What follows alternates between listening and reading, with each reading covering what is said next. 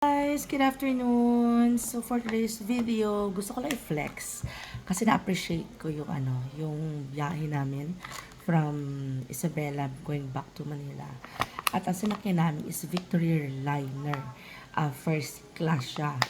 So anyway guys, pag nandun kayo sumakay sa Kawayan, Isabela, pabalik dito sa Manila, meron choices, deluxe at saka I don't know kung meron mo ordinary, pero mas maganda na rin yung first class kasi hindi man siya sleeper bus, pero comfy na rin siya at saka may CR. And for the first time sa mga travel ko, first time kong maka-receive from a bus company na magkano lang naman din yung pamasahe kasi like for 10 hours, 11 hours na travel. At meron pa silang raisin cookies with matching 10 ml water, bottled water guys. Yes.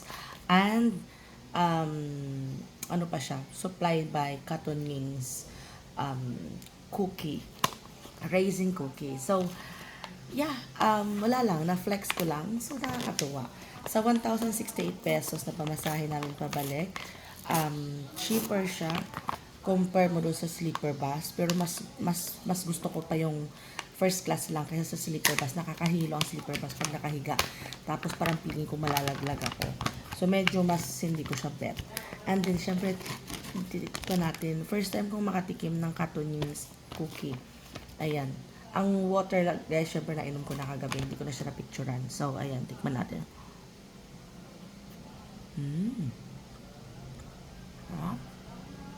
Ang daming raisin, ha? Kasi raisin nga naman siya talaga. Yun lang, guys. Thank you for watching. Bye!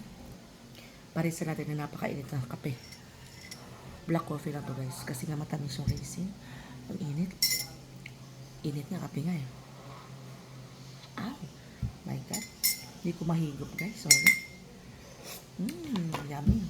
Kain na. Tama, tugot-tugot ako. Makapal ano niya, oh. Mahal siguro to.